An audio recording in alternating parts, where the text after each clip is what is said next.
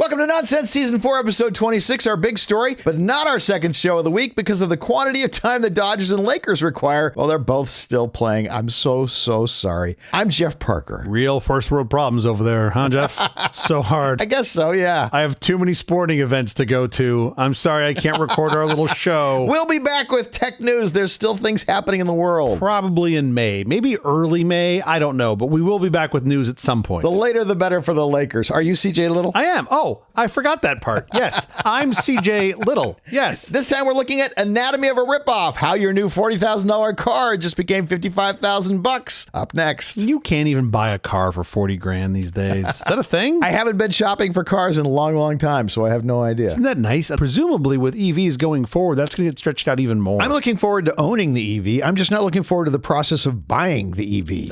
Well, I'm going to walk you through that. We got a plan. We're going to talk about some of the dealership scams and ways they gouge you for more money on the way. Well, some of them. I'm sure there are some that have been yet still uncovered. Yeah. The great part is now, for a very small premium, no joke, you can buy a car and have it delivered to your home. I've been doing that with leased cars for decades. Yeah. Fleet desks, lovely. And I'm sure they've got their own ways that they hide markups that I don't know about, that I've not found out about. For sure. They still do. I remember the first time I bought a fleet vehicle through your fleet guy, and I rolled up to pick it up, and they were like, the vultures were coming out to try to get me to buy a car. And then I was like, no, my car's already here. I already bought it from, whatever his name was, Tom or whatever. Yeah. The look of sadness on their face, knowing that I'd already...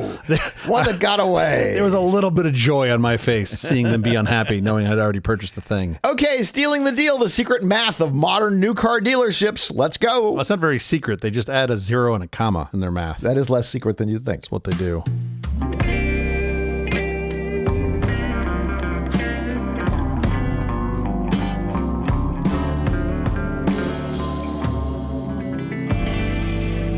New car dealerships are masters of the shell game, where profit is buried under layers of jargon. The most blatant ripoff is the interest rate markup. Dealers take a bank's buy rate and quietly add 1 to 3% on top, skimming thousands from your pocket over the loan's life. Then come the non-negotiable add-ons, the second sticker on the window. $500 for nitrogen in your tires, air is 78% nitrogen, and unless you're racing a car for some reason on a track, unless you're an F1 driver, you don't need nitrogen. Your nitrogen is still going to leak out of your tires at about 2.2 PSI per year. You still need to check your tire pressure and top them off regularly. I'm frustrated because apparently we can predict that there's extraterrestrial life at like 96.7%, and that you're not okay with. But 2.2 pounds of loss per year, that you're fine. Because that's easy to calculate. That's super. We have a bunch of tires. We can actually figure that out. That we don't have an infinite number of planets and planets we can't even see or don't even know. All right, good. $900 for ceramic coatings that are simply spray-on sealant. The actual retail value is less than $20 a bottle. Is this price is right? That will cover multiple cars, or worse, spray-on wax. This is why we call them Stealerships. $1,500 for window VIN etchings you can do yourself for $20. Oh yeah, you can't do that yourself. Not for any more than $20. You can't. They also thrive on monthly payment focus, stretching terms to 84 months to help hide high prices in affordable chunks. Sure. Finally, beware the finance and insurance office, the so-called box, where the high margin gap insurance and warranties are marked up 200% above cost. Shop the car, but negotiate the math. I mean, know the math. Yeah, sure. Really. And I get it. They're running a business. We can and probably maybe debate the longevity of that business, but I understand that. I personally have a sentiment that a business should help you save money wherever they can. And that's a business you'll come back to. Well, okay. Car dealership model isn't that way because you come to them so infrequently. It's like, let's gouge you for as much as we possibly can. Yeah, I was going to say, I believe that a business shouldn't gouge you or take advantage of you. Right. Which is what they do. And it's under this auspices of like, well, they're fully informed. I'm like, are they really?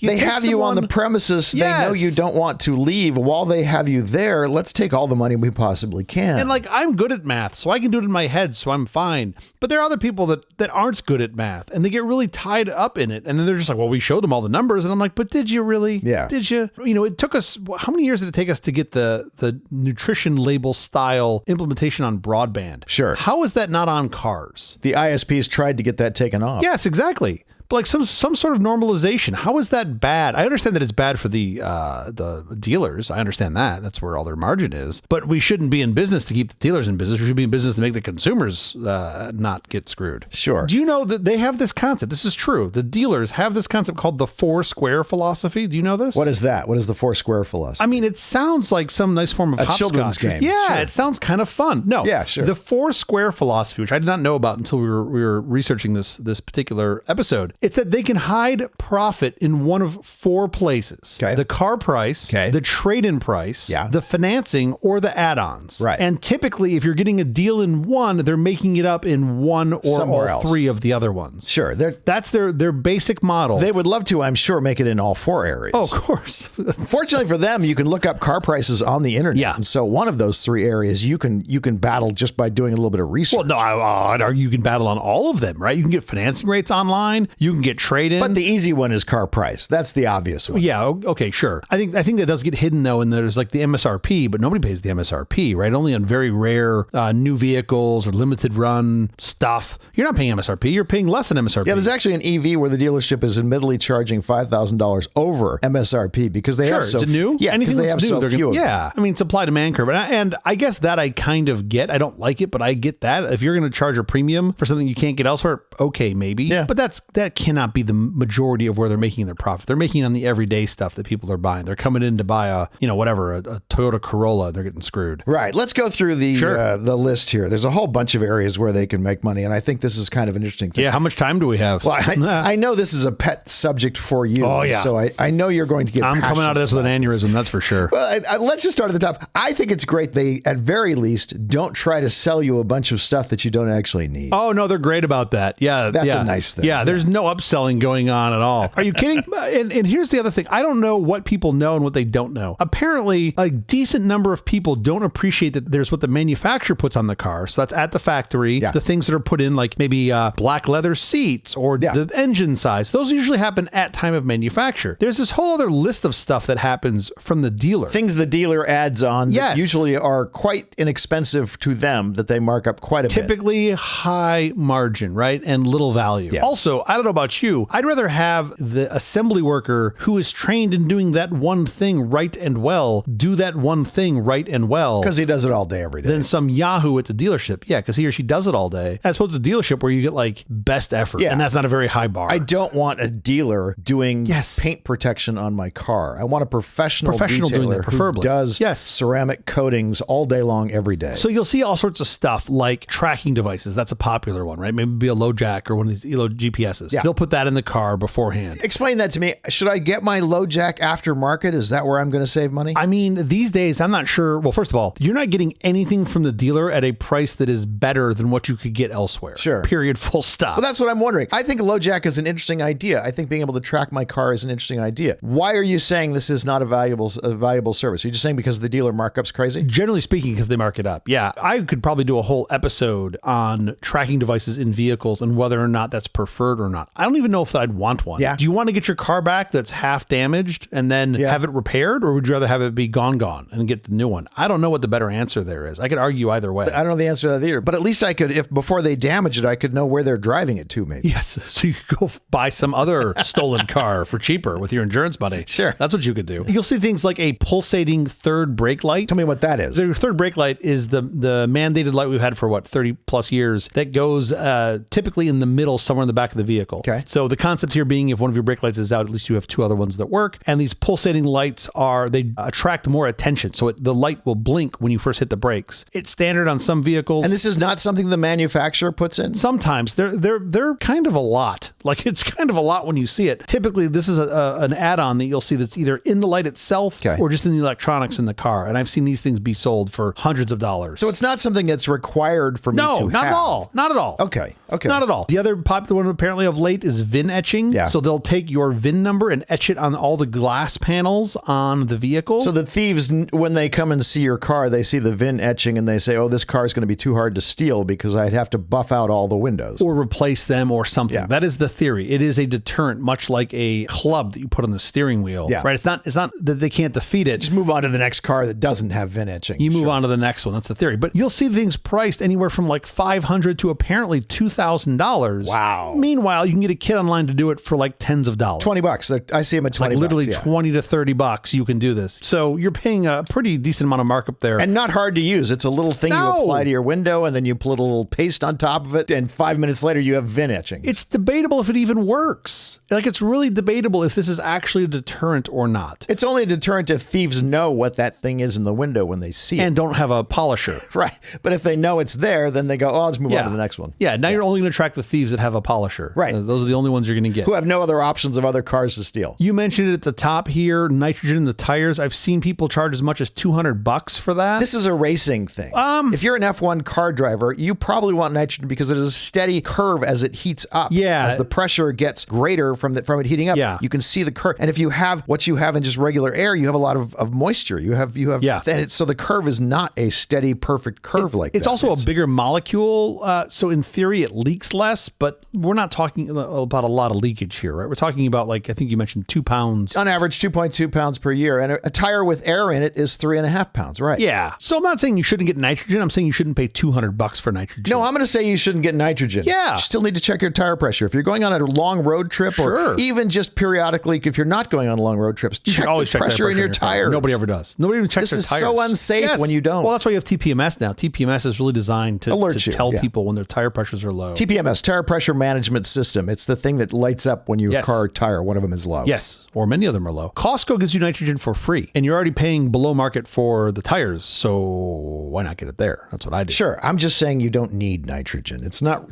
really helping you. You don't need it. Yes, I agree. Unless you're an F1 driver, in which case, go ahead and get yourself some nitrogen. Well, even then, it doesn't really help the driver. It's really helping the crew, because the crew's the one whose job it is to set the pressure. Sure. Not worth $200 for sure. You'll see all sorts of like fabric protection or paint protection. Most of that stuff is spray on that either is easy to do or should be done by an expert. Sure. Sort of either or. The one I see all the time, because I'm a paint nerd, so I know a little bit about ceramic coatings, and the so-called ceramic coating that they're putting on it is actually a ceramic sealant. It's a $20 bottle, and it'll do multiple cars. Yeah. By the way, don't get your paint protection at your dealership. Yeah. They don't do this all day, every day. Yeah. They will seal a car that they have not polished, and so you will get, your scratches will just be nicely sealed in. Yeah, you want to get what they're good at. So if you need help grifting, you want to get that from the dealership. That's where you want to go, because that's what they do every day. Again, you want to get what they're good at. No, they're good at that. So my favorite, and this is 100% saw with my own eyes, I had a loaner, an EV loaner from our dealer a little while ago, and it had one of the dealer add-on stickers on it. And I kid you not, they had a $1,999 add-on option that said lifetime oil service. Oh, wow. Wow. It's an EV. That's expensive for an electric car that doesn't have oil. It doesn't have oil. That's a lot of money you're paying for oil that it doesn't use. Does it also include the lifetime rocket booster service? Sure, are there other things that are included in this mythical service? All of this stuff. That's crazy. If you've found the car that you want and you go into the dealer and you're like, I want to buy this blue Chevy Bolt right here, they're going to tell you they can't take it off. Oh, sorry, it's in the price. The stuff that the dealer has added on has already been added on. Yeah. Yes, the stuff that they've added. Your answer should be, I don't want it. We can't unetch the windows. I will wait. Yeah. That's okay. They can just replace the glass. And if they don't want to, they can just not charge you for it. I'd actually think you should charge them for etching the glass if you're a perfectly new car. Sure. But the point is, you don't have to pay for it. This is a tactic, and you should just say, you know what?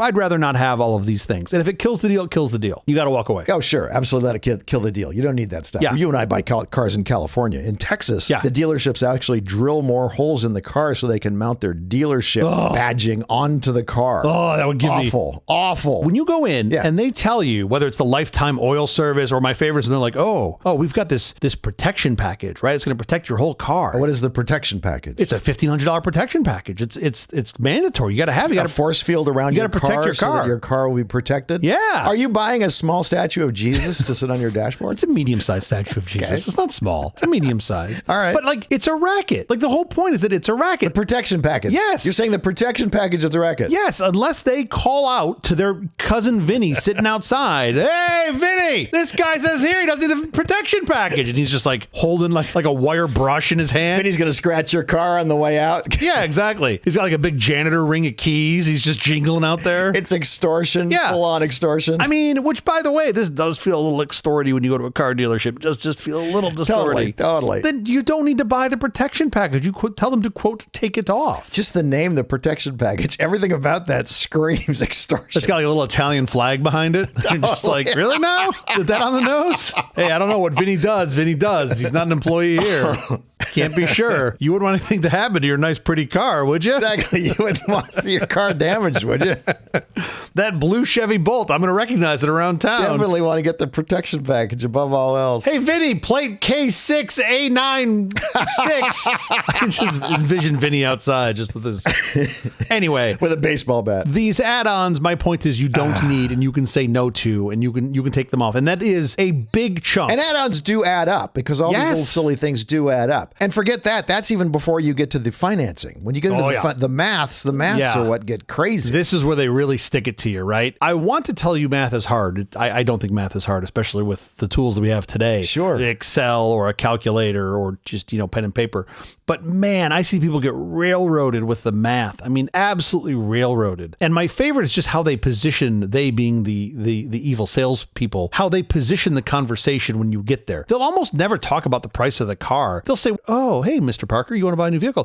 What monthly payment are you looking for? And I'm like, how does that have anything to do with anything? Right. What's the relevance of that? Tell me what the term is. Tell me what the interest rate is. Tell me all the things I need to know. You want to know how much you're paying for the vehicle, and then you figure financing should be a whole separate layer. But what they're trying to do is understand what can you afford, and then how much crap can we shove in there. So they'll vary things like the term. Maybe they'll go from 60 months, which is 5 years for those who can't do the math at home, to 84 months. That's insane. Insane, right? They'll just take you up. They'll add a couple years onto the term. Now, mind you, you're paying interest on this, so your monthly rate goes down, but now you're paying on it for 7 years. Yeah. And that car, by the way, might only last 3, which is another problem. Right. So you never want to negotiate by payment. You only want to negotiate the out-the-door price, the thing you're actually paying for the vehicle. Start there, lock in that, and then go figure out the other things like financing. Right. How long you're going to pay for it and all that sort of stuff. Yes. I have a real problem with the way cars are sold. Yeah, you and me both. I don't have a solution for this. This is my own. I do. Yes, but this is my own issue, and it has to do with financing. Part of it is you don't walk in and say, I'm going to pay cash for the car, because then they're going to really load on those other 3 areas for profit centers. Sure. So you kind of want to go through and actually go through the motions of financing the car. And then if you can, when you get the first bill for the car, there's no penalty for paying off the car early. So you just write a check and pay off the entire car, so you're not paying any interest on the car. There might not be any prepayment fee. There might be an origination fee. You just got to look through the paperwork and see what's there. There is an origination fee. Absolutely, there's an origination fee. And by the way, they'll try to put markup on the origination fee as well, which is also crazy lunacy. Yeah, you have to make sure you're paying the actual origination fee, not some made-up number. I mean, I would try to figure out both. Typically, if I can get a really cheap below-market financing rate that they're designed to move the car, then I'll take it because I can do better with that cash not being in the car. Sure. If you're paying 1% or 1.5% interest on a vehicle, you're almost always going to be better off paying whatever the couple $100 origination fee is and to keep your money longer. I only see those deals when it's a new car or a CPO car that's being backed and financed by the manufacturer itself. It's the only time I've ever seen those deals. Right. If it's a bank, there's no way. So you see them very, very rarely. Yeah, I mean, you'll see it if they're at mid-model year and they want to push them. You'll see them bring the lever down on the finance rate just to get those cars moved. Yeah. But I also always ask the cash rate because sometimes you can get the thing cheaper for cash. Usually the dealer will tell you where they're going to be at because they want to move the car. I always see the cash rate is more expensive because they think they're going to make it up in the financing. If they're not getting it in financing, yeah, of course. But this is what I was starting to say earlier. I just hate the fact that we penalize people who don't have money. Yes. We penalize them by making the car cost more. We penalize them by making them pay an interest rate as opposed to if they could just write a check and pay off the car as quickly as possible, then they don't have to pay that interest rate. It sucks in this country to be poor. Well, yeah. But I also understand baked into that interest rate and baked into your credit score is if you're going to pay it or not. And that also doesn't help folks that don't have money and haven't kept their capital. By the way, this is a dealership trick where they'll give you a bogus credit score. Yes. Even though your bank is charging your real credit score, they'll say your credit score is a little higher, so you pay a little more and they'll keep the difference. Yes, which is insane. How that's legal is beyond me. Right. Like how that is not illegal. And I don't mean civilly, I mean like criminally. How is that not completely illegal to say, oh, what Jeff's saying here is your bank might be offering you a 6% rate based on your credit score, whatever the vehicle is you're purchasing, yada, yada, yada. And the dealer would just be like, oh yeah, we can get it for you for 8%. Wait, what? That's terrible. They just mark it up. Yeah. That's just interest rate, which for me is relatively easy to do. And I think most people get the gist of it. I was going to ask you about when they were selectively choosing what tax rate that they're going to charge you. Oh, okay. You just want to see me explode, don't you? Yes. So I've actually had this happen to me where I had a dealer. I knew every number to the second digit to the right of the decimal. Yeah. I knew exactly what I was paying. The purchase price was fine. The dealer was being great. They had one of these crazy financing offers, which I want to take advantage of. It was like little like 1.5% 1.5 or 1.8% interest. So it's free money. Sure, of course. And then when I got the final paperwork, I was like, that's weird. The payment's off by a few bucks from what I calculated. Now, instead of doing what I should have done and assuming that the dealer was trying to screw me, because that's what they're always doing, I made the assumption that my math was wrong. Maybe I missed a couple digits on the interest rate. Or nothing wrong with that. That could happen. Whatever. So I'm literally on my phone. I hadn't brought a laptop. I'm on my phone looking at my Google Sheets trying to figure out where I screwed up. What did I screw up here? And I'm double checking and looking at my formulas, and everything was right. And I was like, but the numbers don't match. That can't happen. And then I figured it out. What this particular dealer was doing was charging me a higher sales tax rate based on a made up address that I didn't live at. And they keep the difference. Whoever you're buying the thing from, whether it's a car or whether it's a water bottle, the dealership, they're responsible for paying the sales tax. They will charge you. It's sort of just a standard to say they charge you the sales tax and they remit to the state. So they were charging me a sales tax rate that was higher than where I live. And they were going to bake that into the financing. But also higher than where the dealership was. It wasn't like they were charging you because the dealership was there. They were charging you the Santa Monica rate. It was an address in a city that I don't live in. And I was like, once I figured that out, and then they were going to charge the higher rate, put that into the financing, get the money, remit the proper amount to the state of where I lived in, and then keep the difference. I marched into the finance manager's office, who I had not met up until this point, and told him very clearly that I knew what he was doing, and that if he kept doing it, I was going to call the FTB, and that he should, maybe stop and give me... FTB is California taxes. The Franchise Tax Board, and maybe give me the difference of what he was going to screw me by and take that off the purchase price of the vehicle. And as if by magic, the vehicle got cheaper before I signed for it. It was really an incredible thing. A couple $1,000, right? Yeah, a couple $1,000. But just the fact that they were doing this and hiding that, I was appalled. I was like, oh yeah, of course, you guys are a dealership. This is what you do. And they probably do it regularly. Oh, without a doubt. Without a doubt. And that was one of the more nuanced ones. The other one that I just, it breaks my brain that they get away with this is when you're doing a lease and they'll have something called the money factor. You look at the money factor and you're like, oh, we're going to charge you a 2.5 money factor, right? That's great. What a great deal. It's like 2.5%. People will say this. It's not 2.5%, right? They're saying the money factor is 0.0025. To get a rough approximation of what that is in an APR, that is 6%. You got to multiply. Yeah, you got to multiply by 2,400, which gets you to about 6%. So that 0.0025 money factor is actually about a 6% APR, give or take. I'm not familiar with this phrase though, the money factor. Every lease you've ever seen, every lease in has something called the money factor. That is the only thing it has. It doesn't have an interest in it. You'll typically have the capitalized cost and the money factor and a residual. But it's just a different way of saying interest. Yes, it's in how they calculate the lease because you're only paying on the depreciation of the vehicle. So it's not an exact approximation for APR, but effectively it's APR. Okay. But the number looks nice and small. And I think most people sort of get interest rates and they go, oh, well, 2.5, that's a great interest rate. Sure, if it was interest, right? But it's not. Right. It's actually 6%. Wow. So, and also same thing with money factors. You want to shop those around. Typically, if it's anything other than manufacturer financing, you can probably get a better rate if you shop. Good to know. But at least they aren't packing your payments. That's good, right? I see you've been a while since you bought a car. That is exactly what they do, right? We've talked about some of the stuff previously, like interest rates or money factor, or maybe they add on the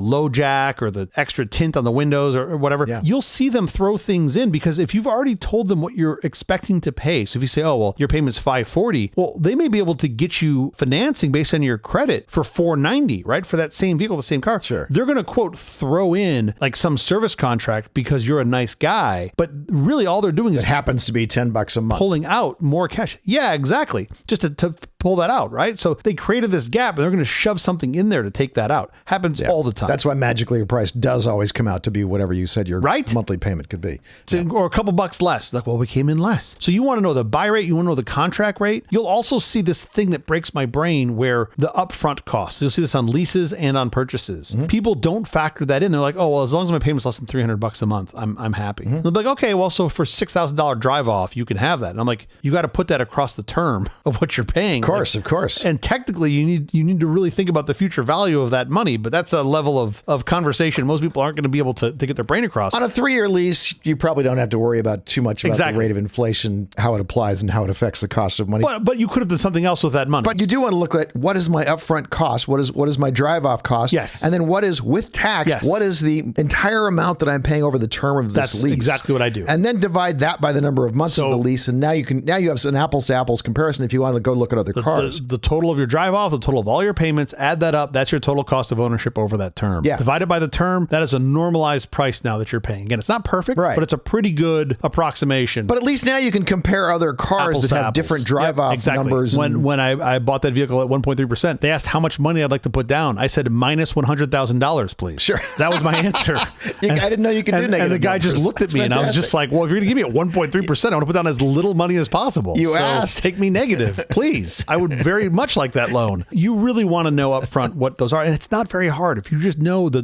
total drive off of some of which you can't move, you have some licensing fees. That's going to be state mandated. You can't change those. But the point is, it'll be the same across all the vehicles and dealers that you're comparing. Right. So that stuff will normalize itself out. And now you can actually look at the pieces, the levers that they're moving around. My favorite part of the dealership experience is when the salesperson has to go ask the manager a question to see if they can do this or that. And then they go and disappear for about a half an hour. I follow them sometimes. They really don't like that. I mean, the real solution on this, by the way, is like once you're there, you've already given up half of your leverage by being there, maybe more. Right. Don't go there. Talk to the internet desk. Yeah, they have an internet sales guy. You can just call up and you can do all this over the phone. If their only game is to screw with you, why would you buy that vehicle from them? Unless they only have one of one, and it's the only place you can get it. Why are you doing this dance? Right. There's no point. My favorite, people walk in and then proudly announce they walk into the dealership, I am buying a new car for my wife today. And I'm like, wow. We are not leaving this dealership until we have a car. Until I get severely screwed by one of you. Like, why would you do that? For most people, this is the second biggest purchase of their life. So you'll see this with like fees, right? Like acquisition fees. We talked about this earlier. Yeah. They'll just mark them up. Call the bank and find out.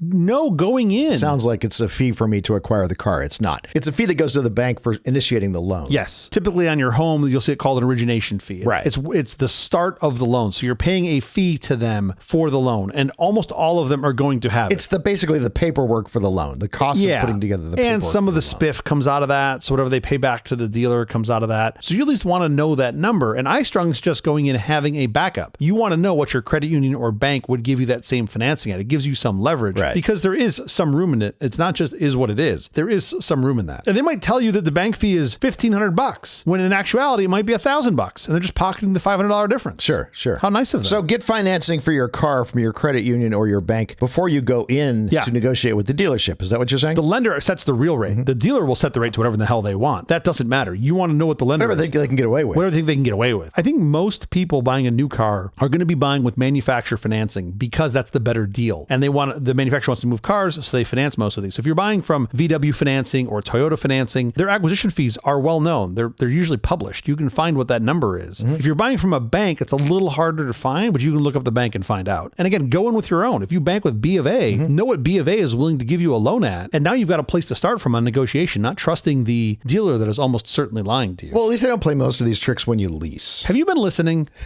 Are you even here right now? What do you mean? Well, when you lease. What's going on? Oh, when you lease, it's fine. What are you talking about? They really love it when you lease. No, when you lease, it's like a free car. Yeah, there's nothing. No, I'd argue leasing is even harder for people to wrap their brains around. At least with a straight purchase, you have a price that typically doesn't have a lot of ways to hide, right? There's a number, and then there's a financing rate and a term, and that's it, right? You might have a little bit of a loan reduction up front, but that's it. I should put a big asterisk here and explain to the listeners that mostly through my adult life, I have leased cars. As you should. And there's some tricks to that because I own a corporation. The corporation is actually who is leased, and there's some tax benefits to that. Yes. And we have professionals who actually are negotiating those leases for us. Yes. It's not like I'm going into a car dealership and personally signing a lease for a car. There are reasons to do leases. If you're an individual, though, not a corporation, probably not. I mentioned earlier that most people, their vehicle is their second largest purchase of their life. Yeah. It is also the biggest depreciating asset they're going to buy. The first biggest being the purebred dog they buy. Yes, that's what I meant. They don't realize the end of that dog's life. The last quarter of that dog's life is going to be the most expensive time you've ever survived. You are going to pay every dollar you have. Very, very few vehicles are going to appreciate in any normal period of time, especially if you are driving them and using them. Of course. They are all depreciating. For most people, especially if you want a new car every so often and you don't want to be bothered with fixing it yourself or having someone maintain it, then leasing is probably a good deal for you. Okay. We can debate that some other time. When you get into leasing, the numbers get a little harder for a lot of folks, I think, to understand because now it's not just a purchase price. You have a capitalized cost, and there might be a gross capitalized cost, or there might be the actual cap cost that you have negotiated. You have a residual value, which is what the vehicle is going to be worth, at least based on their sort of actuary table at the end of the lease. You've got to worry about miles and overage. You're going to pay some rate for going over on those miles. There's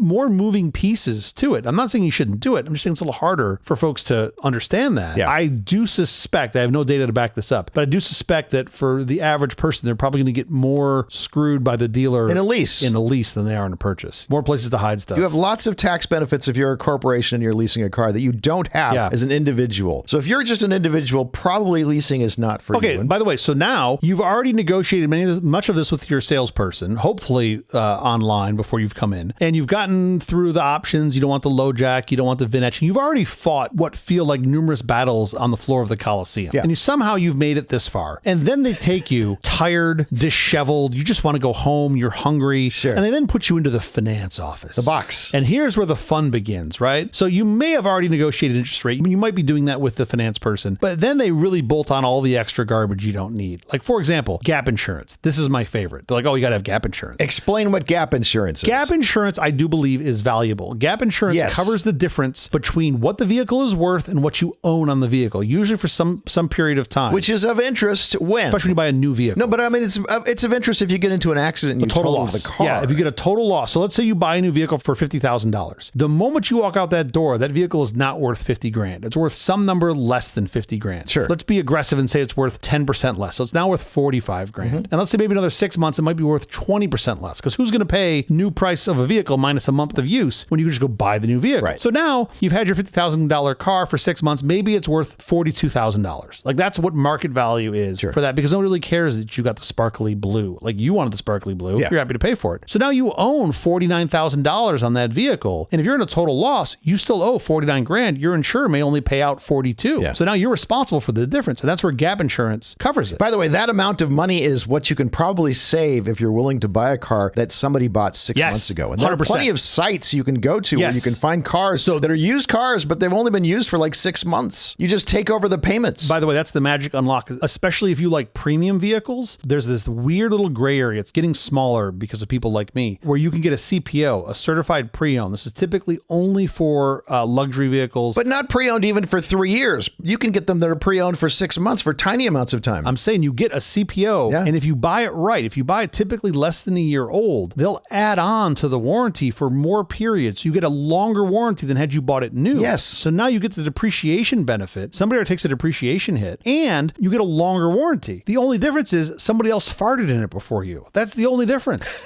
Who cares?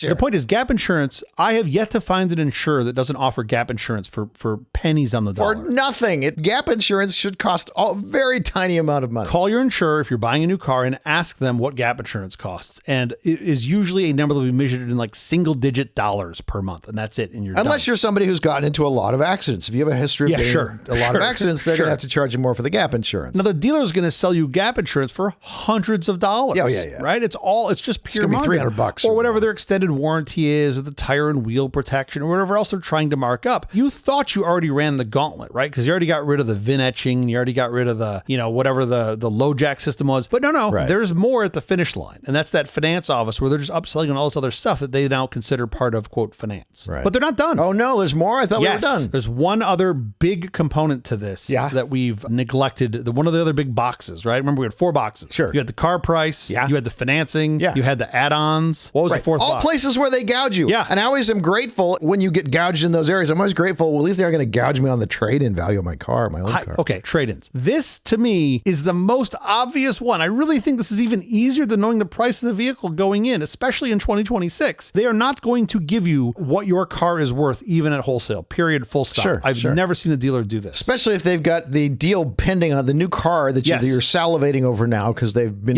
you've been in the dealership for 6.5 hours. You've already lost 3 pounds of water weight. Yeah. And so you're shocked when you find out your car is only worth $500 that you just bought 2 years ago. Exactly. This can be hard, right? You've got some indexes like the Kelley Blue Book that will sort of give you a rough sense, but there's a range in that. Listen, all you have to do, if you're thinking about buying a new car, before you go there, go to CarMax, right? Go to CarMax, give them your car. It'll take like 30 minutes. They will give you a quote that is good for a couple weeks typically. Take that with you. The quote you're going to get from CarMax is probably still $2,000 or so less than you could make if you sold it yourself. Absolutely. But you're going to do at least $2,000 probably worth of work if you're going to sell it yourself. Maybe not. My point is you at least have some leverage, and it's not just this black hole of price. When you go to the dealer and you negotiate everything, and I would suggest leaving the trade until the very end, and you get all the way to the end of the finance guy, and they go, oh, do you want to do a trade? And you're like, yeah, sure. Here. Carfax is offering me $27,486. If you guys can do that, great. Otherwise, no. That's it. Won't be able to Period. Full stop. CarMax, let's back up and say how CarMax is making their money. They're making their money on finance. That's where I think they make most of their margins on the financing. Yes. Yeah. So they've filled this weird gap where, I don't know this for certain, but my observation of the industry is if you go buy a new car, you're getting vehicle manufacturer financing. Those are typically greatly subsidized financing to push new cars. From the manufacturer. From the manufacturing. They typically do not offer that on used vehicles. Sometimes on CPOs, but not on the strict used vehicles. So if you're going to go get used vehicles, you have to get financing from someone else, typically a bank, your credit union, something like that. Those are going to get marked up by those dealers trying to find margin on a cheaper car because it's a used car. I think CarMax said, hey, you know what? We can normalize this, get economies of scale, finance it ourselves, and make a ton of money. So the last report I saw, last fiscal quarter, they did $170 million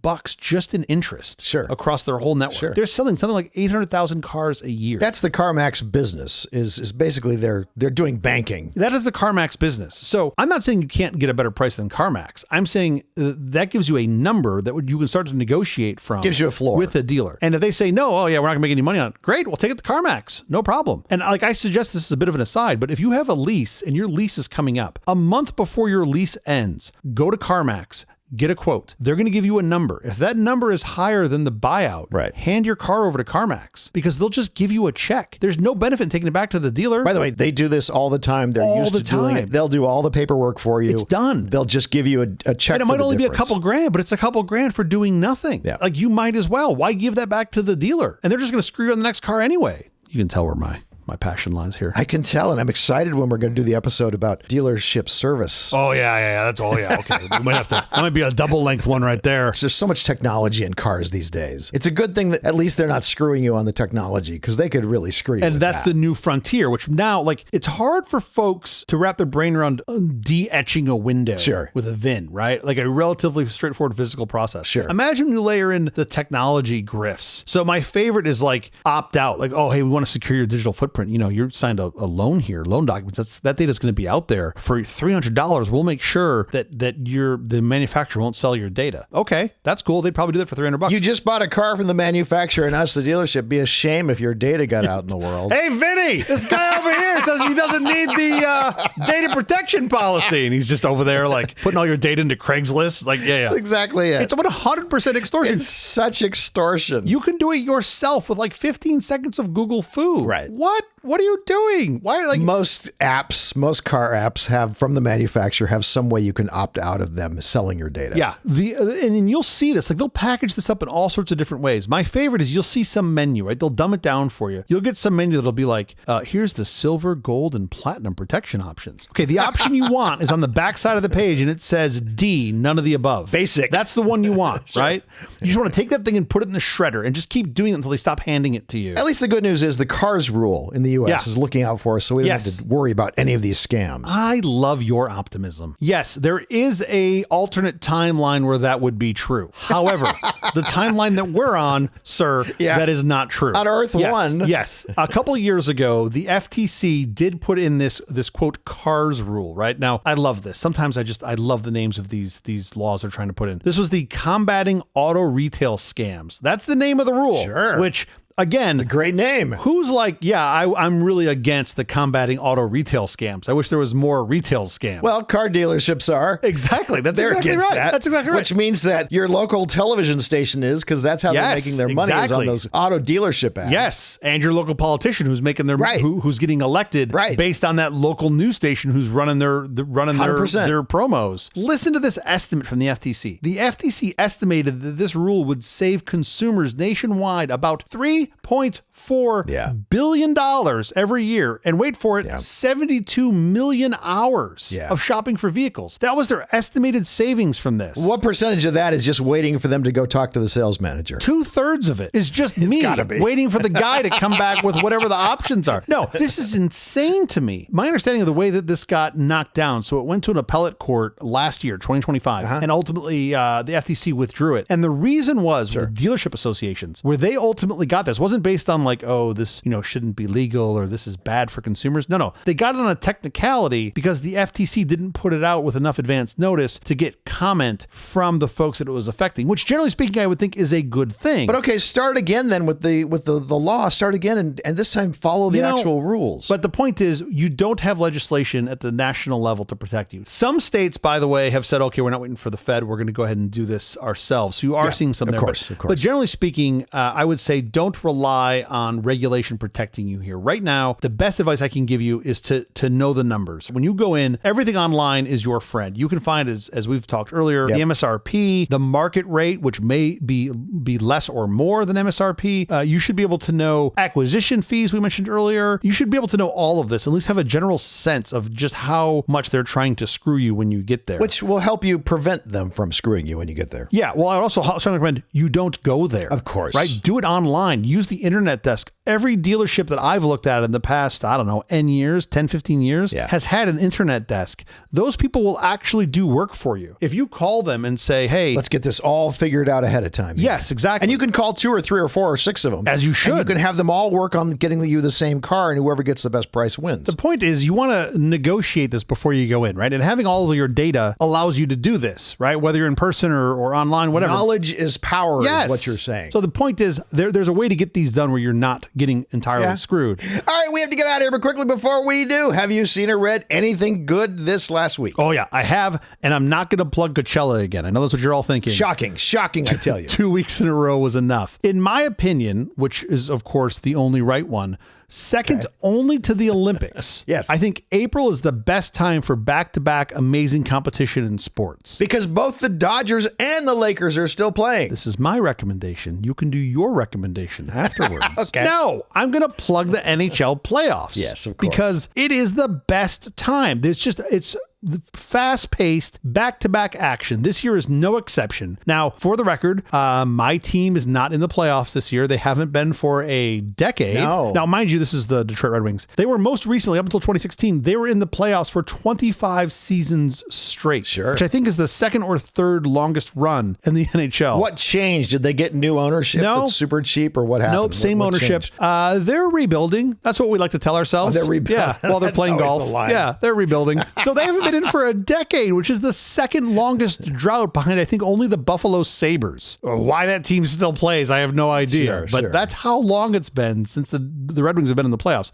Now, also bad news, my second team is also no longer in it. The Kings, they were knocked out in 4 straight to Colorado, which is a team that I still haven't forgiven for rearranging Chris Draper's face 3 decades ago. Yeah. The point is, amazing hockey is super fun to watch. You get a couple weeks of nonstop games, multiple games a night. It's just incredible, and I love it. I never take full advantage of it, but you all should. Watch some hockey in the coming couple of days. It's a lot of fun. Exactly what I need is more sporting events. More sports. While you're at the Dodgers game, you can have the hockey on in front of you on your phone. I can feel the cold floor while I'm at the Laker game. That's true.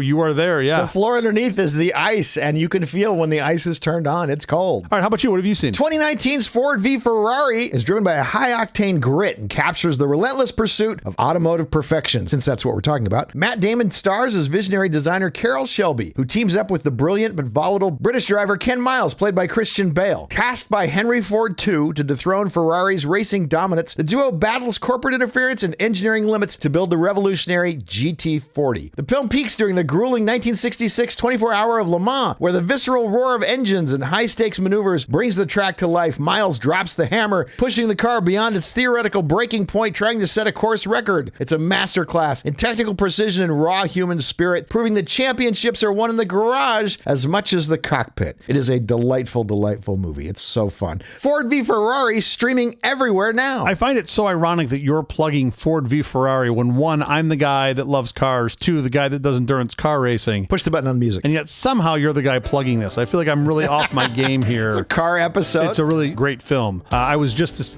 2 weekends ago watching the IMSA race, which a friend of mine drives in, which is like our sort of American-ish version of like the Le Mans series. races-ish. They do some long 24 and 12-hour races, but this was in Long Beach for a 2-hour race, which was lovely. They're so much more fun than short sprint races. I really enjoy them. That is the episode. Thank you for joining us for all this nonsense. Truly terrible podcast from The Awful Company. Visit us on the web at nonsense.productions. I'm CJ Little. I'm Jeff Parker. If you like this program, please follow, download, subscribe, and like at Apple Podcasts, YouTube Music, Amazon Music, AntennaPod, iHeartRadio, Spotify, My Favorite Overcast, or wherever you may get your podcasts from. Nonsense Studios are automated by Home Assistant, open source home automation that puts local control and privacy first and is powered by a worldwide community of tinkerers and DIY enthusiasts. Forget Alexa, HomeKit, SmartThings, and Google Assistant. Those are children's toys compared to Home Assistant. We'll be here every Tuesday and Thursday mornings for more nonsense. Please join us.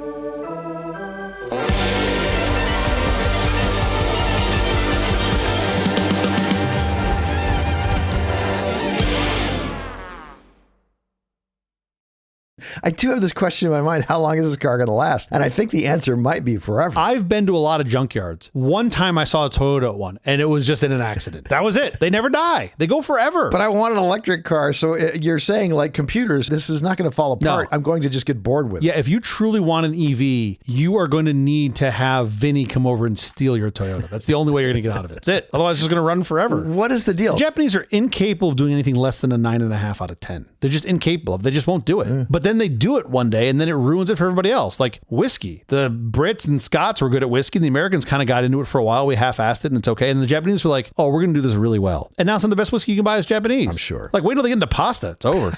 Sorry, Italy. They're going to do it. It's inevitable. They do everything that they set their mind to. They do perfectly. It's incredible. They're in Asia, though. Isn't their pasta going to have to be called by law noodles? Noodles. It's the same thing, right? Man, now my blood pressure. Now I'm calling Vinny over to your house. Vinny, you called them noodles. Don't touch your Toyota, though. I want him to suffer with that thing for another 10 years.